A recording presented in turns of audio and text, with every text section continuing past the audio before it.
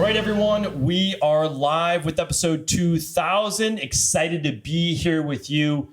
For me, as I talked about in the intro already today, this for me is a really special show, not just because I'm here joined with my wife right now, which is going to be a really fun interview, our first interview here together. I know many of you have requested her to be on the show, but also 2000 shows, is really proof of concept of what we've been trying to do with this community, which is to grow one of the largest global health communities on the planet, dedicated to simply understanding how our bodies work and realizing that conventional medicine does not have all the answers. Although I am a firm believer in conventional medicine, we do have to understand that with all chronic-based diseases of the body, so whether it be wellness or weight gain or aging, we have to look towards natural health. And the very best thing that we can do is use integrative health, which blends the ancient Ayurvedic wisdom and all of the ancient forms of medicine with state-of-the-art lab testing, etc. So,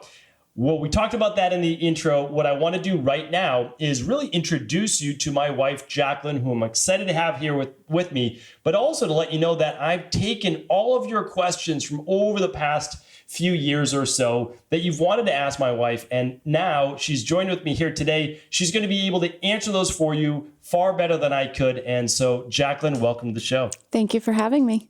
Really great, like I said, to be here with you. And that is because you are by far and away the most requested guest here on the show. It's only taken 2,000 episodes, but we're here today. And so what I want to do, though, really is ask you the first question about how you started to get into natural health yourself and really for our family. But then after that, I'm going to go right into the questions that have been most requested. So this is going to be a fun interview. We're going to keep it light. We didn't really discuss the questions ahead of time, but Jacqueline's going to be a great sport and be able to answer all of your questions for you. So how did you get into natural health?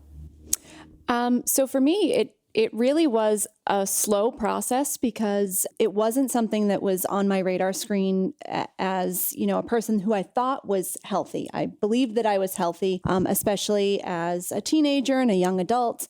And I met you, and you were on your own health journey, and I watched sort of all the ways that you were making changes in your life and how that was impacting your health and your vitality.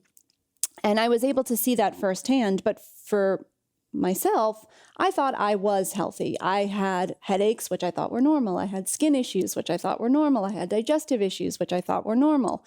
And then, watching you make those changes and take control of your health, I realized, wait a minute, the stuff I've been dealing with is not actually normal. And so I started making some of the changes that you kind of helped guide me into making, changing our diet, changing certain things about my lifestyle. But it really was, the biggest step for me in health was right before we got pregnant and had our first daughter, because that to me was a big point in my life where I said, not only do I need to be in the best health for me, but I want to be in the best health for our children, and I want them to have a healthy life. So I think that's when I really sort of took it up a notch and became far more dedicated than I had been in previous years. And that was, roughly 10 years ago at this point, which I can't believe it's been that long. But so, yeah, that's how it started. And it is, it's wild to think that, we now have a 9-year-old daughter and one that's almost 7, but it always is a journey. So my wife's known me since my early 20s, and early 20s was really when I started to get much more into natural health. And back then it was mainly about nutrition and supplementation. So, that's really where I think most people start. Is probably the best place to start, because you get, as they say, the biggest bang for your buck. If you're going to dedicate yourself to what you put into your body, that's going to give you the most output, for sure. So that's a great place to start too, because the majority of the questions that come in are based on healthy eating and what we do for our girls, and mainly you're cooking the majority of the meals. So, it's how we trying to keep our 2 daughters healthy. And again, for those of you who don't know, maybe you're new to the show, we have a almost 7 and we have a 9-year-old daughter. And again, we are not perfect. So when we give you answers here today on the show, it doesn't mean that, again, we're 100% perfect at doing these things. Just like every other parent, we're simply trying to do our best. That's it. Like, our parents did try to do their best with us. Back then, many years back, it was, okay, well, what do you do in the morning? Well, you're eating Fruity Pebbles and you're drinking some fruit juice or maybe some Kool-Aid, and you're just, you're doing the things that typical kids do. And so what we decided is that it doesn't mean that it's better. It's just that we want our daughters to have as healthy a life as possible. We're just trying to do the best that we can with the knowledge that we have right now. Again, like many other parents out there. So how do you try to keep our girls' meals, our kids' meals healthy? So for me, one of the biggest things is providing variety in their meals and getting them as much, fruits, vegetables, good whole foods that they can try and figure out what they enjoy into their daily routine.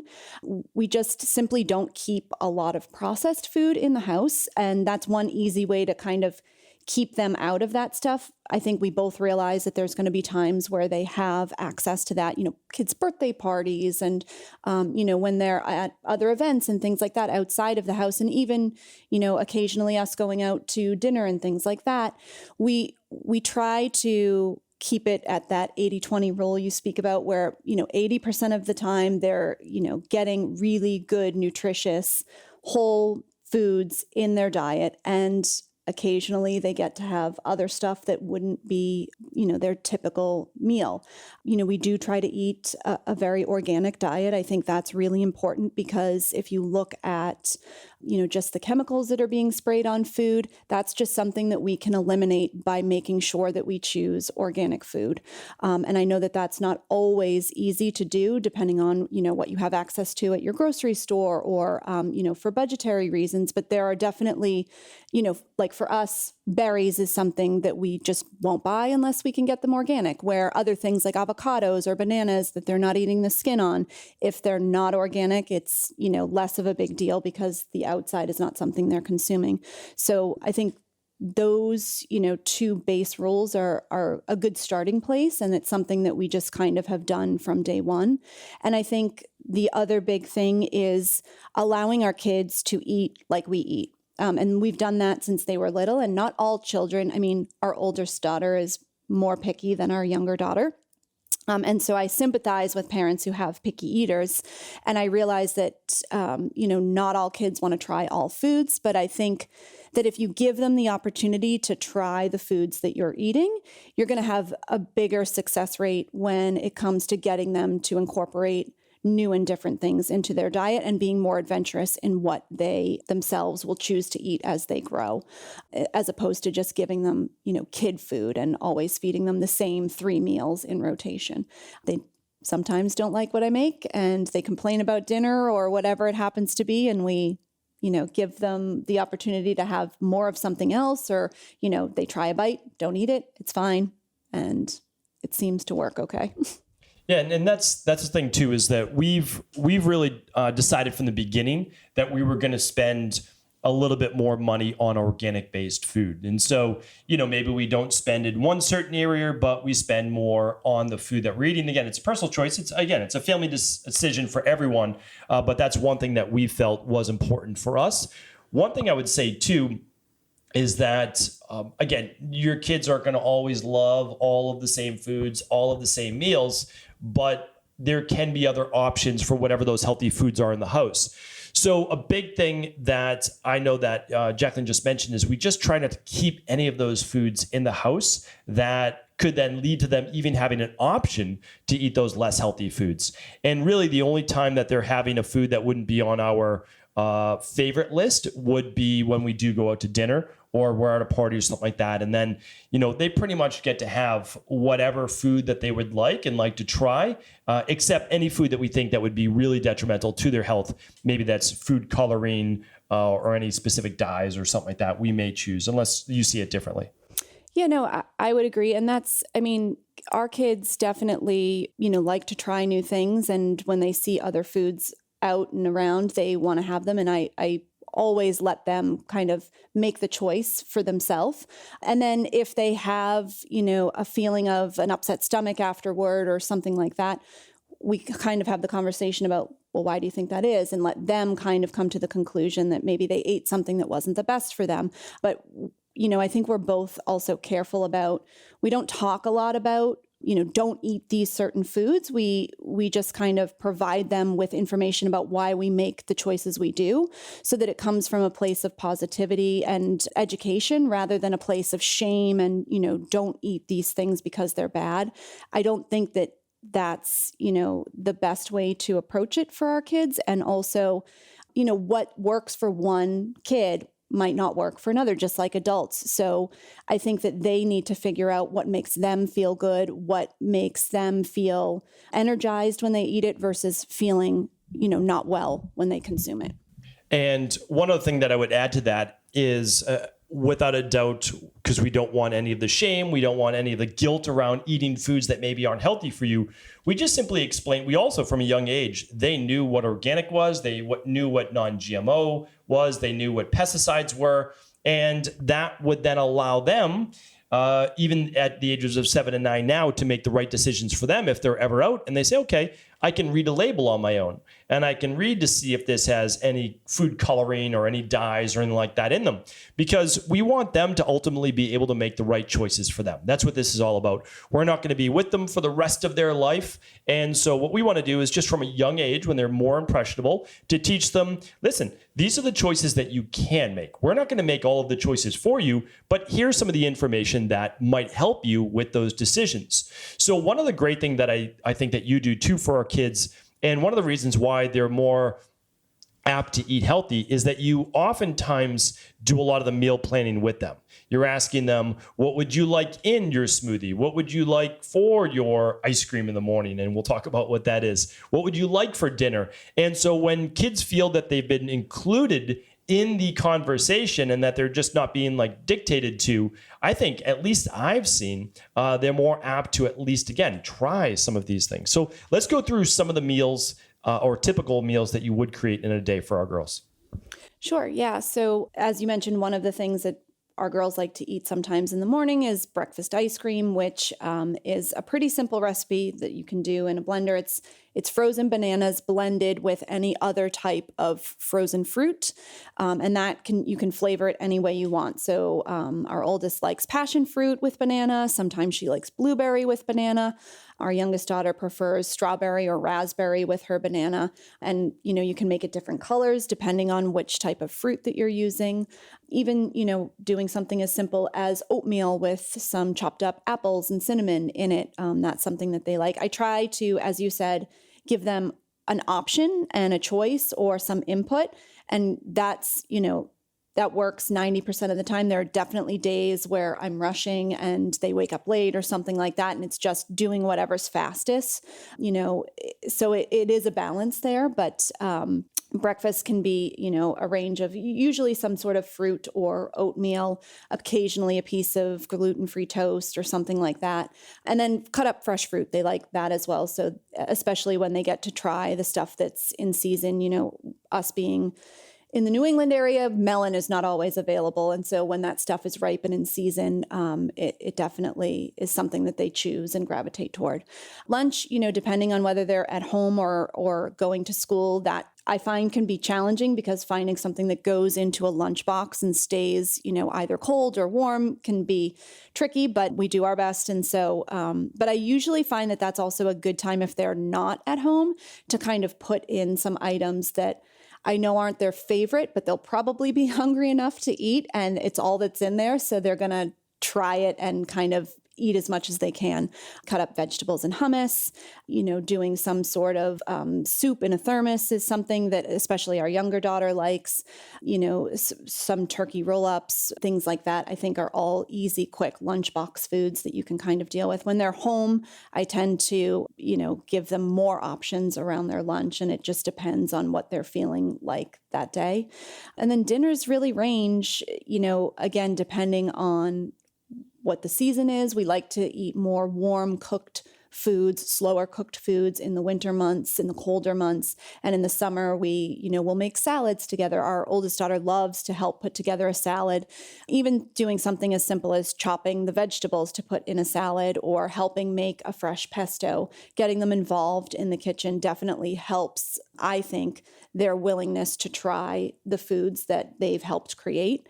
And, sitting down with family, I think whenever there's even just beyond our immediate 4-person family, if there's a grandparent involved or cousins and aunts and uncles, they love to sit and share food together because it's a community-based event and they get to enjoy these great foods in the company of people they love. And it's a really good time to, get them to share their own love of food and try new things. And both of our families love getting together for not just the holidays, but on weekends and really getting everybody together. So for us to do meals where everybody's sharing is not uncommon. And our daughters love being able to help put some of those things together. So one thing I would say too is that they don't eat radically different from how we eat, meaning that we basically eat breakfast, lunch, and dinner, Jacqueline and I. Sometimes I have an afternoon smoothie, especially if it's a bigger workout day. And the difference really with our girls is they have breakfast, lunch, and dinner, and then they have a mid-morning snack, and then they have an afternoon snack. And we try to keep that afternoon snack as best as we can before 4 o'clock, because if we're eating dinner around 5:30, maybe 6 at the latest, we want to make sure that they have an appetite for dinner. If not, then whatever that snack was, if it was too close, it's going to hurt, of course, their dinner, and probably that dinner is a little bit more nutritious than their snack. So one thing that I think they know, so again, like they know what their snack options are, and it's hummus and cut up vegetables, which you always keep in the house, which is great. And they do love that. Oftentimes it's one of the Equal Life organic whole food bars that's simple, easy to take. If I'm making a smoothie at home, my oldest daughter will typically have some of that smoothie as well. She loves being able to make that, so I just let her make it for the both of us. And then in terms of supplements, I can just help a little bit with that one because I do a lot of the supplements for the girls, is that they're not doing a ton of supplements. They're doing the daily nutritional support in their ice cream or in their smoothie. If they're not doing that day for whatever reason, they can do a multivitamin. Both of them can swallow capsules. So right now it's pretty easy. It's just one of the daily activated multi per day because they're both in the weight range where they would only need one, getting towards 2 a day. That's it. They do omega-3s every day. They do vitamin C every day. And that's, I'm trying to think what else. Sometimes they'll do the daily fruit and vegetable blend powder, but they eat so many fruits and vegetables. That is one thing that they do really great on, and you do a great job of varying that. And then in the winter time, which again, in New England, the winter is, 6 to 8 months. So they're doing this for quite a bit of time, but they're doing vitamin D every day. They are doing vitamin C every day, and they are doing, what am I missing here?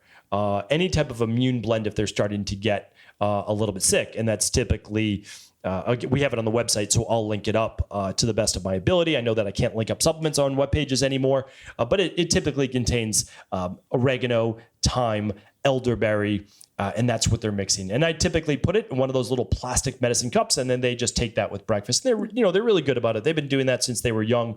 And we just say, hey, just take it mid-meal, and you can take it. And our oldest daughter she has braces now, so she's not doing any gummies. So she does capsules only in the daily nutritional support. Our youngest daughter does a little bit of both. And so, yeah, it's again, you don't want to overcomplicate things, I think, for your kids either, or yourself. Yeah. And that's one of the nice things is that we keep it pretty clean, pretty simple. I'd say the closest thing to like processed food would be some of that gluten-free bread that you spoke about before. The ones that we use is basically just millet and water. And I think there's some baking soda in there. There's no starches besides that. It's really clean bread. And I can link that up for sure. And it's funny because your kids just have different tastes sometimes. Like our oldest daughter, she has sardine sandwiches sometimes for lunch, and that's not something that a lot of people would have or our youngest daughter would have, but it's a great way for her to get, of course, omega-3s and good protein.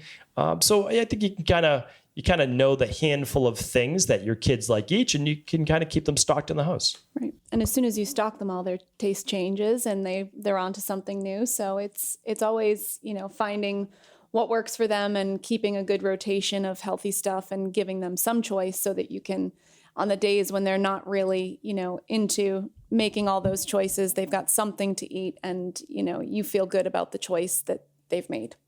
100%. And it's all, again, like what we're trying to say is you're just doing the best that you can. I actually want to talk a little bit now about some of the fun things that you've been able to come up with where they get to do some treats, we'll say. We don't want to call them, of course, cheat meals or anything like that for kids, especially not around them. But what we do is, and you said 80-20, and I think with nutrition, I always try to keep it more at like 90-10. Yeah. And so it's like 9 out of 10 meals for us, for the both of us, and for our girls. And we don't, I think it's really important too, because your kids will listen to the words that you say, but they're going to be more, I keep saying the word apt, but they're going to be more apt to follow what you do. You are a role model for your kids. So if you pull out ice cream every night, again, I'm not judging you, then your kids are probably going to want ice cream every night. And why not, right? Because if you're doing it, they should be able to do it. And I think for us, we're just trying to be as healthy as we can. So it's not like we don't like ice cream or those things, but we just try to be as healthy as we can. So what we do is probably 9 out of 10 meals. So twice a week, they get something fun, and it's probably more towards the weekends, but sometimes midweek we won't stop ourselves from having something, especially if we're out or people are up. But let's talk about a couple of the fun dessert type things that we might do with our daughters, and I want to make sure that we get to a healthy marshmallow recipe that you just came up with, because during the summertime, we love making s'mores with the girls, with all their cousins up.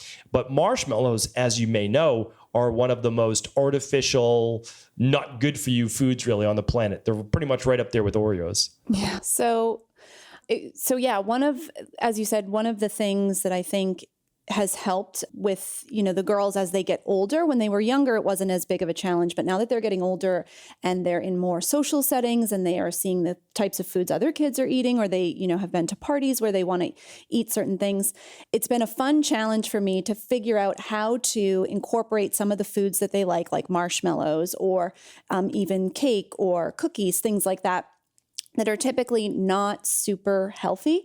How can I make them at home using ingredients that I know are going to be better quality ingredients, or at the very least that don't have some of the stuff that we try to avoid, like artificial dyes or, artificial flavors or any of that more chemical-based food substances that just aren't great for kids. And so you mentioned the marshmallows. Our youngest daughter loves to make s'mores, and the marshmallows that we've been able to find, and I haven't found a great one in the store. So yeah, I made some homemade marshmallows, which I am not a baker. I like to cook, and there's a lot of wiggle room in cooking. You can kind of add more salt at the end if it's not salty enough, or, you can make adjustments. But I find with baking, it's a bit more precise. So I was nervous about making these marshmallows, but it was pretty simple. It was just, some sugar, some water, and some high quality grass-fed gelatin. And the process of making them is actually, it's not very difficult, but you do have to watch the temperature, and maybe you can link up the recipe that I used, that I followed.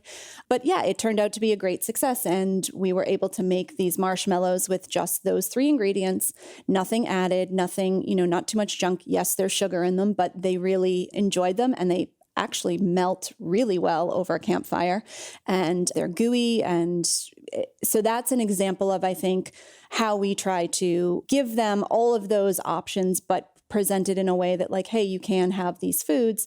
We can just, do it in our own kitchen so that we know what's going into it, and it's fun for them to help make them. And then they think I'm really cool because I can make marshmallows. Yeah, and it's pretty impressive. I have not seen homemade marshmallows before, but the side benefit is when you put them over a campfire, they only golden brown. So if anybody's ever made s'mores before, they don't actually burn like a regular marshmallow. They do not turn black. They don't catch fire. They don't catch fire. Yeah, it's very impressive. I think it's again, another testament that you're saying, well, I think that we could find alternatives, right? That's what natural health really is all about. It's like, okay, if someone hasn't already done it, or they're not already making it in a store, could we do it yourself, right? Can you do it on your own?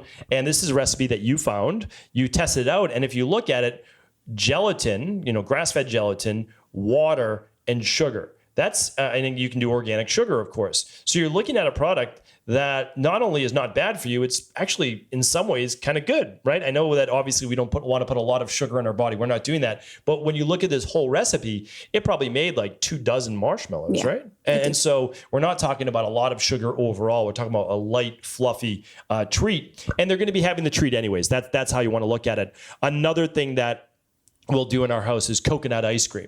So our daughters, just like any kid, obviously enjoy ice cream. So sometimes we'll get some coconut ice cream. One of the brands is Nadamu. I've talked about that before, but there's a lot of coconut-based ice cream. You've made popsicles or basically coconut milk and fruit-based popsicles before, if you want to take people through that?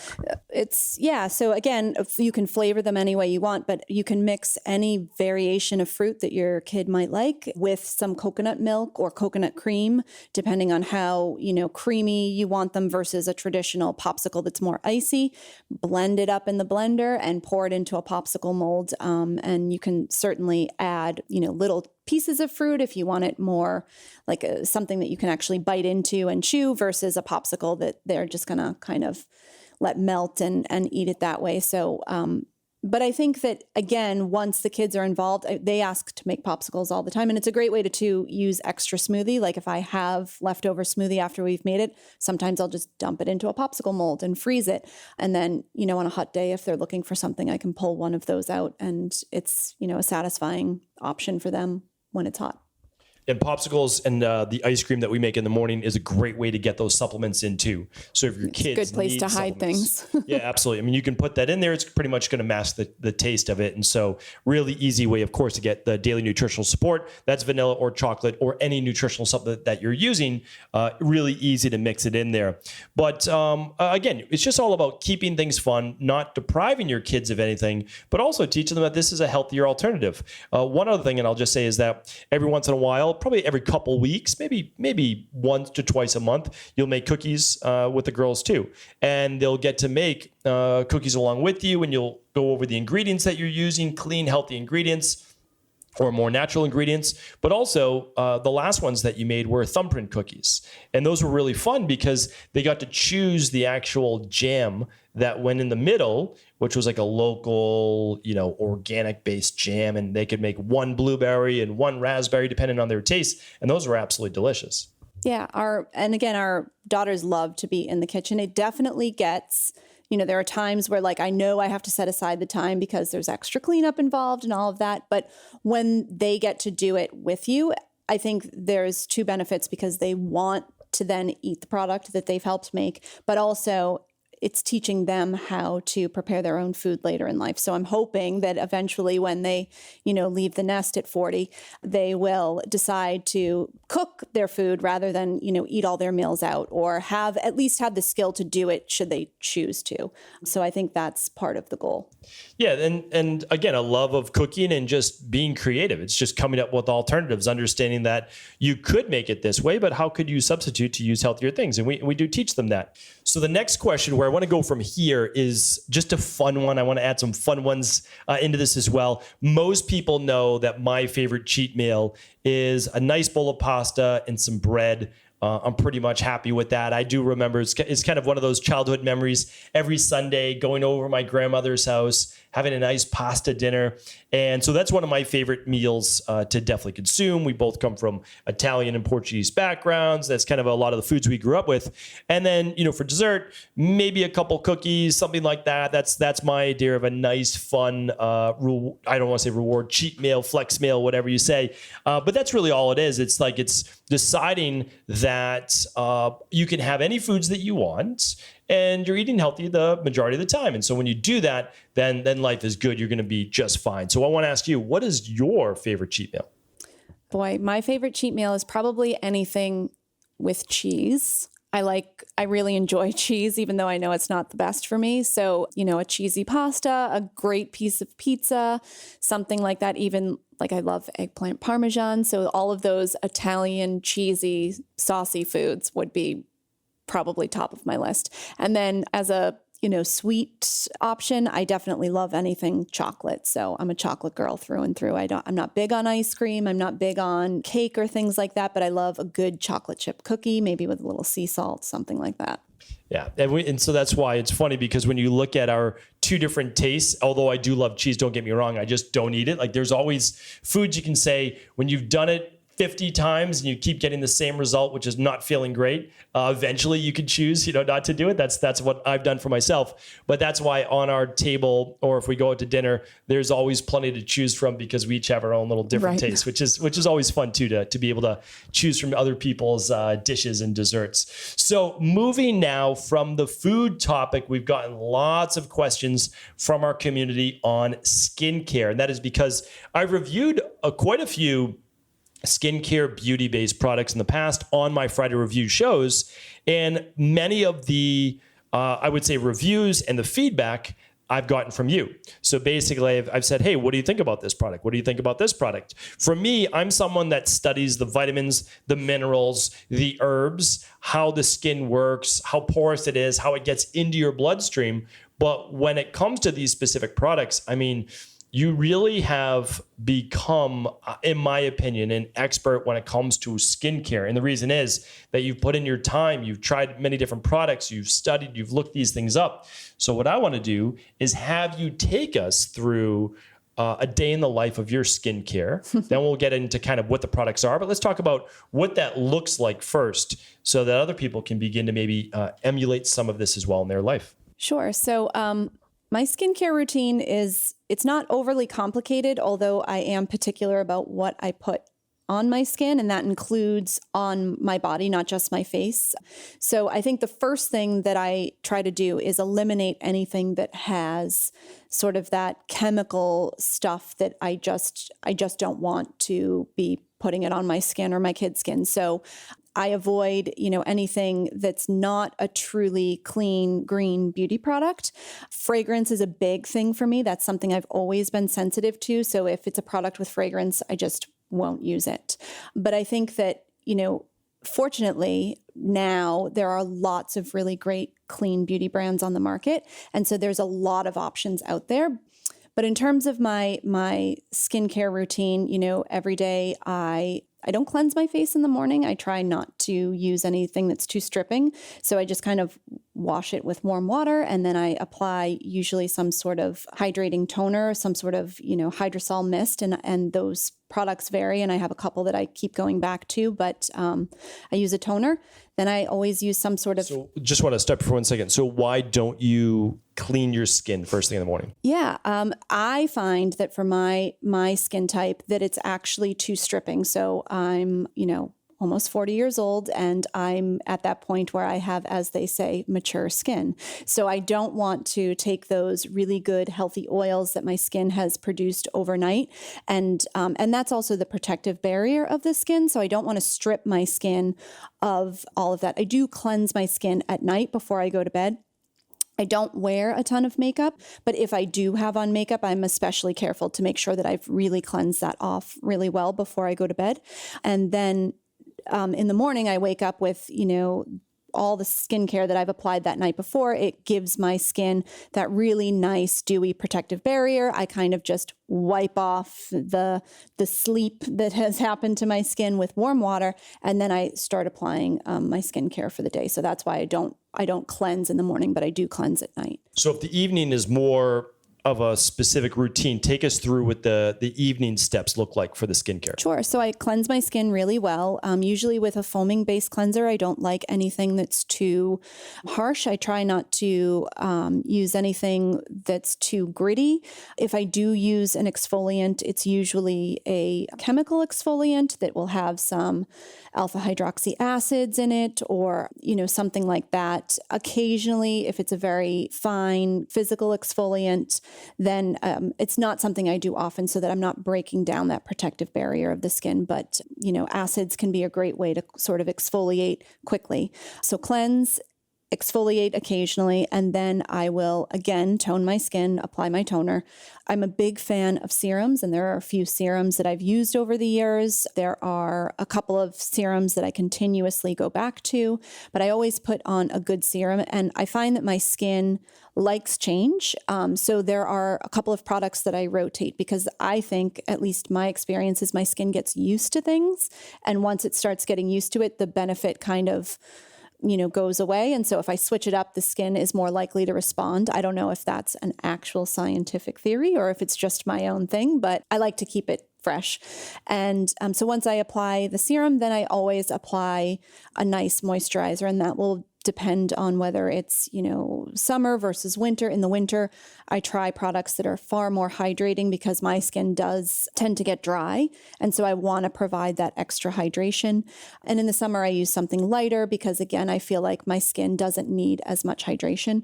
And then I usually end with an eye cream because that's something that I didn't always do, but I find that the older that I get, it's definitely an area of my skin where I need a little bit more love and affection. So I've got to put that eye cream around the eyes. Excellent. So now let's break it down even further. Let's give people the products, a couple products maybe for each one that you like to use, because I know that. So for Jacqueline, not giving it all away, her skincare cabinet it's not quite to the extent of my supplement cabinet, because I have, let's say, multiple supplement cabinets. I mean, I have all my typical, let's say I use, somewhere, let's say around a dozen products per day, 10 to 12 products. But I've got another good 50 in the background that I'm always kind of experimenting with, and, that I formulate for Equal Life. So I'm always looking at, okay, what am I looking for? What do I love to use mitochondrial wise or anti-inflammatory wise, et cetera. And you're the same way. I mean, when you enjoy something, you're basically just testing out more things that you are enjoying using. So let's go through essentially what you're doing now for your evening routine, since that's the more of the step process for a skincare routine, like most people would have questions on. So I know that you're using your toner to get started. You've cleansed your face. What's the toner? And then let's go through the different serums and moisturizers and eye creams that you're using. Sure. So the first toner that I really keep going back to is by a company called Indie Lee, and they make a CoQ10 toner that I really like on the skin. I think it's really hydrating, and it just kind of mists on the skin and does a good job of giving me that initial moisture that I'm looking for under the serum. I think the other toner that I've used is by Ilia. It's actually Ilia's hydrosol mist that I like as well. And so those are two that I will spray on my face before I apply a serum. Serums for me, I could go on and on about serums, but there are several that I'm using right now. Tata Harper makes beautiful serums. She has several in her line, depending on what your skincare needs are. I tend to gravitate toward her products that are for mature skin, things that are going to protect against fine lines, wrinkles, things like that.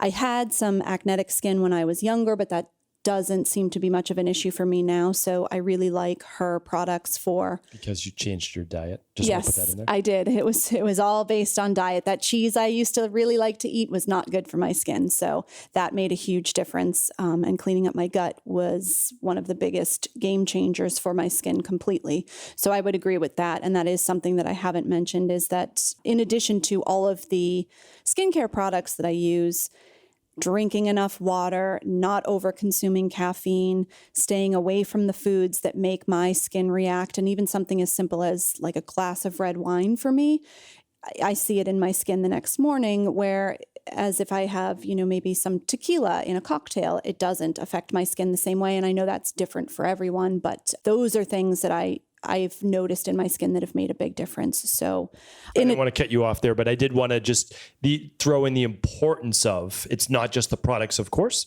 but it's what you're putting into your body. So you're talking about the external routine. And then, of course, everyone should have an internal routine, but we'll save those for the other podcasts. One thing I just want to say about Tata Harper, every time you get a new package by them, I'm like, let me look at the packaging. Because again, when you formulate, and that's something that you love to do, you also, I am someone that just loves the industry in general, and that's health and beauty.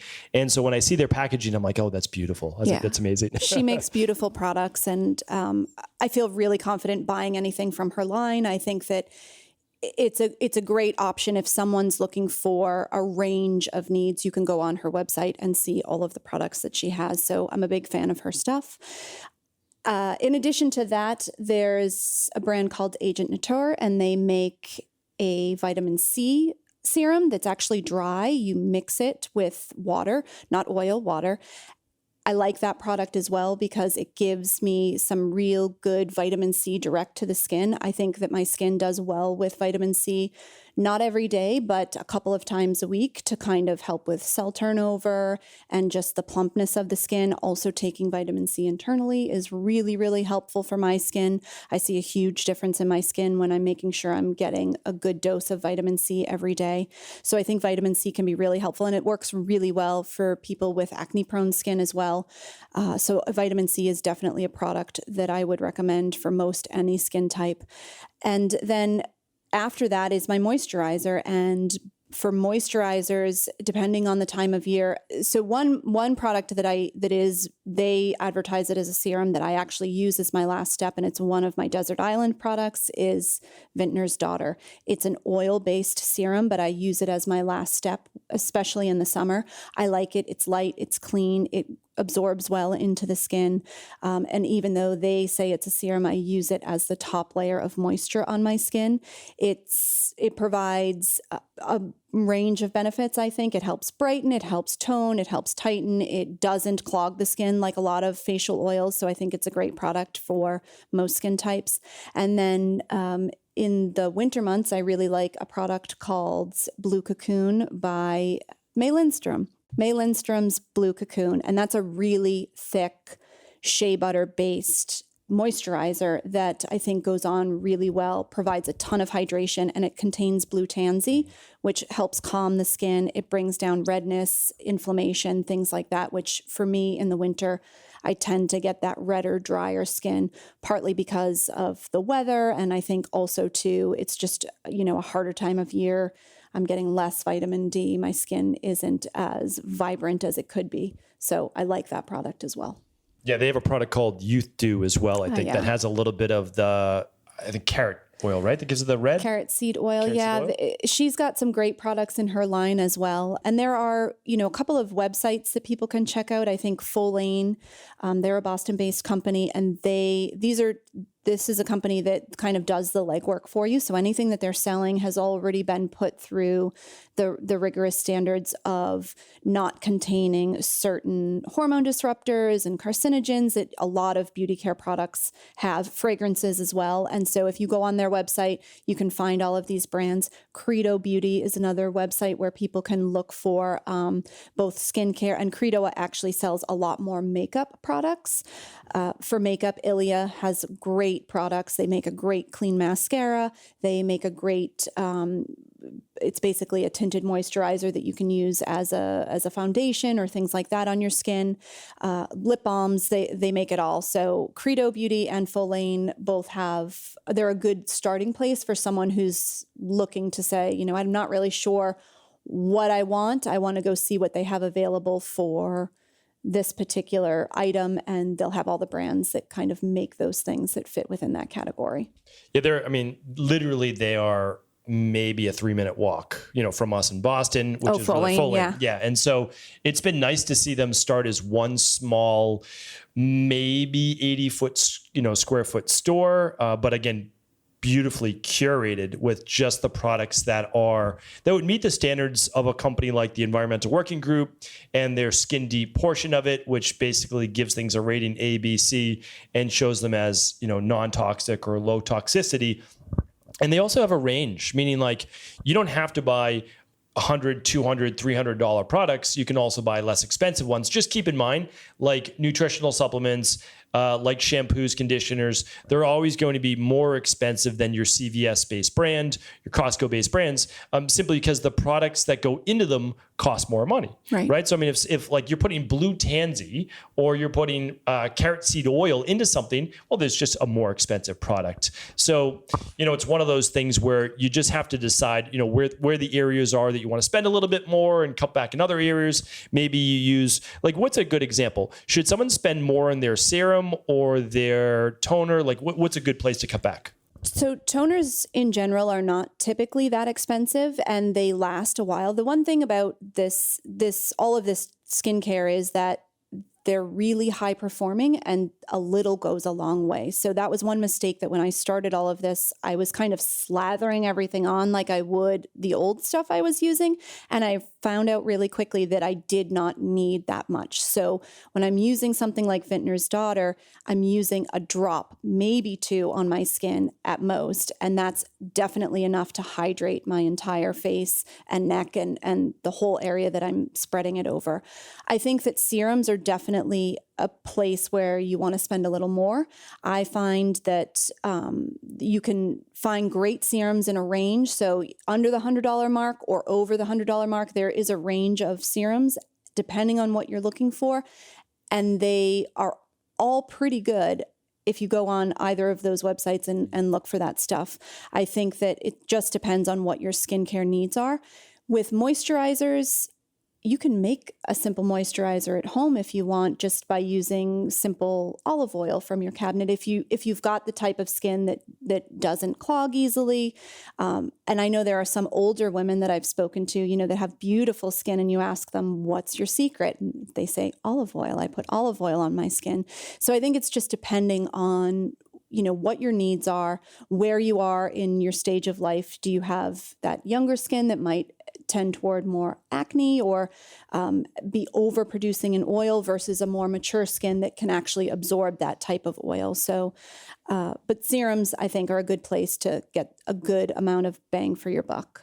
Yeah, I want to come back to these more advanced versions of skincare because, back in the day, my great aunt and my grandmother, who I both knew very well, they came over from Italy and they put olive oil on their skin, and you would see them at night and their face was basically glowing because they had so much olive oil on it. But again, we've come a long way since then, and a lot of the olive oil out there is very oxidized. So that's not obviously as good. Before we get to really where you think the future of skincare is going, I want to talk about an interesting one that I did learn from you, and that was something called honey tapping. And so essentially, we went out on Saturday night. Oh, let's say Friday night it probably was, because we go out more Friday night than Saturday night. And I love going out, love just enjoying a meal with our family. And I probably ate some foods that were not the best for me. And I ended up getting like an under the skin, like deeper pimple. And I'm like, what is this? When is it going to go away? I don't want this on my face. And so you said, try honey tapping. And I was like, what's honey tapping? So explain what that is and kind of how the magic happens with that. Sure. So honey tapping is kind of what it sounds like. You actually put honey all over your face, and you want to make sure that it is a raw honey. You don't want it to be a pasteurized honey, ideally a raw wildflower organic honey. And you put it in a layer over your face, not too thick because it will start to run. So a thin layer of honey all over your face. And then you actually use the tips of one or two of your fingers to tap the honey. And as you do that, as you're tapping your face with your fingers, you'll start to feel that the honey sort of clumps and sticks to the fingers. And so you get this exfoliating effect from the tapping. So as you're tapping, your fingers are pulling the honey away from the skin, and the idea is with it comes the oil, the debris, anything that's trapped within the pores. So you get the benefit of the manual removal of that stuff that's in the skin, in the pores, but then also the added benefit of the hydration of the honey. Honey is super hydrating for the skin and really healing. Anytime you get a burn or a cut or a scrape, it's something that we use with the kids too, when they've had, skinned knees or a bit of an area that's bothering them, putting some honey on that area because it's antifungal, it's antibacterial, it's pretty much any microbe that you can think of. So you get that added benefit and the antioxidant benefit from the honey as well. So it can be a real nice way to inexpensively treat the skin. And you can do it even when you don't have, a breakout or anything like that. It can be really healing and exfoliating for the skin if you do it once a week. And it's also fun. You can let the kids get involved too. They can honey tap if they want. Yeah, it's almost like a mask, but you're actively working the honey and I found that it kind of, like you said, it becomes tacky, it dries up. And the difference between that and a mask, you might say, well, why not just do a mask? And the mask will also draw out, whether it's French green clay or whether it's bentonite clay. Both of those are fantastic. I've talked about those in previous podcasts. But with honey tapping, just like Jacqueline mentioned, antibacterial, antifungal, antimicrobial. So that's why it can also help with the acne, because the acne very well could be bacterial, or the pores could simply be clogged. And so you're trying to draw out whatever those toxins are under the skin. It could just be from walking around in the city and all the pollutants and all the pollution in the air is now in your pores. It could be a variety of things. It could also be, again, the foods that you're eating not agreeing very well, and now you end up with, a little bit of acne or pimples, whatever it might be. But it was fun to do. It actually worked. It was gone within about 2 days. And I also found that a lot of the discoloration, which also typically comes with acne, maybe it helped with that as well. Maybe it just, was anecdotal, and, that is just my experience. But the downside is there's very little downside. What I would say is anytime you're applying any new product to your skin, always test it in one small area, and maybe not even on your face, maybe just on your arm the day before. Use a quarter size use of the serum or lotion or honey just to see how your body reacts, because we don't want you to end up the next day with an inflamed face or red face or anything like that. And so again, everybody's skin reacts differently. And so that's one thing that you want to watch for. All right, one more question before we move on to some fun questions to end the show. What do you believe that the future of skincare looks like? I've talked about before what I believe the future of supplements looks like. What do you believe the future of skincare looks like? I think the trend is definitely moving toward a cleaner, greener beauty. I think more women are becoming aware of the toxins in their skincare, and skincare is not just what you put on your face. It's the shampoo you're using. It's the lotions that you put on your body. It's the soap that you use. It's all of those things. So I think we're seeing an expansion of green beauty into all of those areas. So it's green shampoo, it's clean, healthy ingredients in your body wash, it's lotions that contain few ingredients and whole plant-based things rather than chemicals that are made in a lab, that are loaded with fragrance, that, are going to impact your overall health. And then beyond that, I think that we are seeing a trend toward having a range of products. So it used to be, at least 10 years ago or 10 plus years ago, when I first really got into this, the majority of the products on the market were really expensive. And I think that that's partly because it was such a niche market that it was hard to source those materials. It was hard to process them. And those high-end brands still exist, and I definitely recommend them. But there are also some really affordable, great brands out there. And as companies are expanding their understanding of what the consumer wants and how we can incorporate better, healthy products into their line, I think that it's only helping bring costs down a bit and getting people to realize that what works for one person's skin is not what works for everyone's skin. I mean, I remember that as a teenager, wanting to always just do what all of my friends were using because their hair looked a certain way. So I assumed that if I used that same shampoo or that same hair product, it would tame my wildly curly hair. And it took me a while to realize that I have very different hair, just like I have different skin, and everybody's different. So I think the trend will be kind of that mixing and matching of products so that you get a very tailored skincare routine and hair care routine, or, whatever your routine involves, but it's specific to you and your needs, and it changes seasonally. I think that's another thing too, that we'll see, that people use different products depending on the time of year, because just like our bodies have different needs at different times of the year, so does our skin, so does our hair, our nails, all of it. Yeah, I agree. And it's the same. It's the exact same for the nutritional supplement industry, moving towards the cleanest products as well as a more personalized approach. And so there's always the foundational products, meaning like everyone needs to clean their skin, and then they need some type of toner, and then they need some type of moisturizer. So you always need those things. It's just, it might vary on the individual. what I found from my skin is that I have to use lighter things on my skin. And if not, it just tends to get clogged more. And also I'm very sensitive to eyes. My eyes have always been sensitive to the outside world. Literally since I was 4 years old, I had allergies. I was on allergy shots at like 8 years old. I was taking Allegra at like 6 years old, like ridiculous things, right? But of course, so much of that had to do with my nutrition and my gut. All of that was fixed. Now I no longer have allergies, which is amazing, but I still have to be careful with putting, a lot of times they say, oh, these products are for men and they might have more like of a woods-based smell to them, or they smell like the forest. And for me to put that on my face is like, okay, I'm taking the forest and putting it on my eyes, and that certainly does not work. So, personalized approach, being able to see if some of these companies have samples, or maybe you purchase them with a couple friends and you all try it out together. I think that's a great way to be able to do it as well.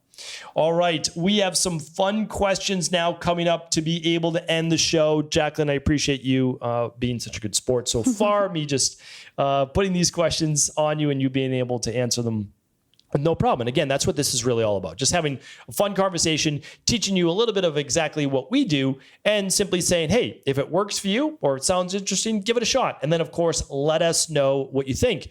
And in the comments below, let us know some of your favorites as well. What are some of your favorite go-to kids meals, your favorite skincare-based products? We'd love to hear from you. All right, so first question in our more fun personal questions. What's one thing you really love to do in life that people may not know about you? I really love music. That's something that I really enjoy. And so I try to incorporate music into my day in some way, shape, or form. So whether it's listening to music while I make breakfast, or I always have music on in the car. I also like to use music as a way to kind of reset the moment with the kids. It's a good way to, if things are not going well, you put on a song that everybody likes and you dance for a few minutes. So music is definitely a source of fun, a source of joy, and something that helps change my mood. So I would say it's music. Yeah, you do love music. It's funny because in that way, we couldn't be more different. Right. Because for me, I never really listened to music. I think when I was younger, I listened to music just because my friends were listening to music. And so I said, okay, I want to be able to keep up with what they're listening to.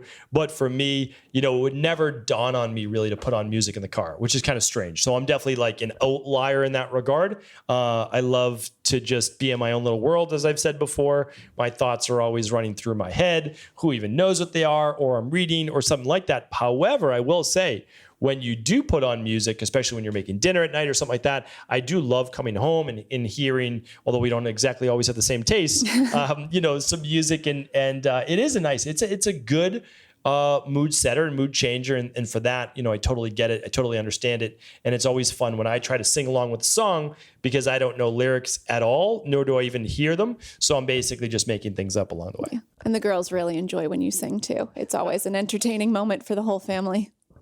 So having said that, thank you for sharing that. And that is great. What's one thing, I don't want to give something about me, but what's one thing that you feel that the listeners in our community may not know about me? Ooh, I don't think that the listeners would know that you're a very talented artist. An artist from the sense of you can actually draw and paint. And I've seen some sculptures that you've made as well. So I'm not sure if your listeners would know that about you, but you are quite talented in the field of art. I appreciate that. And that is something I've never mentioned before. That's for sure. I think it's something that has had to take a back seat, since I started my really career in I would say nutrition, personal training earlier in my 20s, and then of course functional medicine, integrative health. But it is something that I loved and have always loved doing, and it was how I spent a lot of my free time as a kid. I wouldn't say that I read as much as a kid, but I would draw more as a kid. So I do paint and I do sculptures, but my real love is drawing and like mixed media sketching, that type of thing. And I hope to be, we've talked about this before, and I've talked about this on the podcast too, but I really believe in the phases of life. Like I really do. And hopefully it's come through on this show here today, but Jacqueline and I really have said that, well, this phase of our life for about 20 years, because our girls are 2 years apart, this is all about our girls. It really is. And we will do anything that they need. And it doesn't mean doing for them, but it means making sure that they have what they need to grow up healthy and feel loved. And that's really such a big part of it. So for me, art has had to take a back seat, but I do look forward to it maybe in 20 more years, from now. And that's okay, because it will always be there. But thank you. That was nice of you to bring it up. That is something that I'd love to do. And I maybe get to do it for 5 or 10 minutes on the weekend doing sketches with our daughters. Right. They like to make you draw certain things, which I actually dread when they ask me to draw things for them, because I know it will never compare to how you draw it. So I usually just kind of punt that to the end of the day when you're around, and I say, when Dad's back, he'll help you draw that bunny, because it's just not going to go well if I'm doing it. Yeah, I'm drawing sketches of hedgehogs and bunnies and little puppies, and then they're cutting them out and putting them on cardboard, right, coloring them in. So it's fun. It is fun, and it's just, again, it's something that I was just born being able to do, and I certainly put in many, many hours trying to get better at it, and look forward to one day getting back to it. So I look forward to that too. So 2 questions left. This question is something that I don't think that we've ever really discussed, but we do share similar life philosophies. We may have different flex meal preferences. We might have different music tastes. We might have different skincare-based routines. But one thing that we do really agree on is basically our personal philosophies about the world in general. We've talked through this many, many times, and also about our family. But what would you say that our highest family values are? And the reason I ask you this is not to impart them on anybody else, but simply saying, if you haven't had this conversation with your partner, it might be nice to do so that you basically have a life philosophy that will guide your decisions. So it makes decisions easier when you have a certain value set that you try to live by. So what would you say our highest family values are? And then I'll share mine, see if we do agree. I would say that, 1, kindness is a big value in our family. I think that we try to treat each other kindly, even if we're having a disagreement, or treat our children kindly so that they will themselves be kind, not only to other children, but also to themselves. So when they make mistakes, they know that mistakes happen and they can move beyond them rather than getting upset for those mistakes. I think that we want them to understand that, the way they view the world is not the way everybody else views the world, and they're going to have a different opinion from other people. They're going to enjoy doing different things from other people, and that's okay. That's part of life. That's what makes this world a beautiful place. But to always approach those differences from a place of kindness and also a place of curiosity. I think we want our kids to be curious. We want our kids to be interested in learning all the time and taking what they learn and seeing what fits for them, what makes sense for them. I think we like to continue to learn ourselves and learn with the kids. So that's something that I think is important to us. And also being able to be truthful, I think, about what's important to you, being able to talk about your feelings and speak from a place of truth is really important. I think that it can be not only damaging to your relationship when you're not truthful, but it can be damaging to your health. If you're holding in emotions or holding in feelings or not saying what you really mean, that will eventually manifest in sadness or stress or other emotions that can hurt your health. So I think we both try to be truthful with each other, be truthful with our children, teach them how to be truthful as well, and understand that people are not always going to get it right the first time or the second time or ever sometimes. But it's okay, because that's part of life. Life is messy. Making mistakes is part of life. And it's just taking what you can from those mistakes, learning, moving forward, never stopping and continuing to try and just evolving in that way. I think those are 3 things that we really try to live by, both you and I as a couple, as well as parents, and in the context of our extended family. So I don't know if you've got more to add. No. I mean, those are actually, that's exactly what I would add. I mean, the kindness, the curiosity, meaning that they have to be kind to each other 100%, but also to others, even if others aren't really being kind to them. We don't allow them to just be a doormat, right? We don't say that, but we say walk away. Right. Just remove yourself from the situation if possible, because no one's allowed to talk to you like that. But at the same time, there's no need for you to go back and say those things or do those things. So that's a big one. Curiosity. I mean, we've traveled with them since they were young. We always try to get them to explore new things, whether it's foods or adventures, just to have them be curious, but also just not afraid, right? Just to participate in life. And in terms of, I would say, the learning, it's like letting them explore what's interesting to them. That's always been a big thing. So they're allowed to be their own individual. Mm-hmm. We're not asking them to be anything, meaning that they don't need to play a sport just because I like the sport. They don't need to study this in school because I like that topic. It's like, what do you like? Don't worry about what I like or what Jacqueline likes. You do what you like. Now, at the same time, I do say that there are some things in life that you're not going to love to do, but we still have to do them. Like brushing your teeth. Brushing your teeth is a good one. When you wake up in the morning, you should brush your teeth. You don't have to like brushing your teeth in order to do it. You don't have to like going to bed earlier in order to do it, not be tired the next morning. So there are things that I always say, like, listen, and I also just say some days are going to be better than others. Now, the nice thing is tomorrow is a brand new day. We try to look at life that way. And the last thing that I'll add is that I always just want to make sure that I might get everything wrong raising them, but I just need to make sure that they know that they are loved. And I know that you're great at that. For me, I try my very best, meaning that every single day I'm telling them that I love them from when they wake up to when they go to bed. And also, I'm just trying to be present with them, because it's very easy for me to be on my phone and answering an email or a Slack message or text message, like any of these things. But at the same time, I realize, hey, they're going to be teenagers in just a couple of years. Do I want them on their phone all the time when we're trying to have a conversation? So those things go away. I try to stay present. Again, we're not perfect, but we look at also where they're at right now, but really where they're going to be 10 years from now. What do we want them to be as young adults and teenagers, and just knowing that they can count us. So if something happens in their teenage years or whatever it is, or they're in a bad situation, whatever it is, we just want them to know that they can talk with us, they can ask us questions with no judgment. We'll be there for them. Yeah, I agree. So last question of the day is, what are you most looking forward to for us, our family, our girls over the next year or so, or maybe even a couple years? Okay.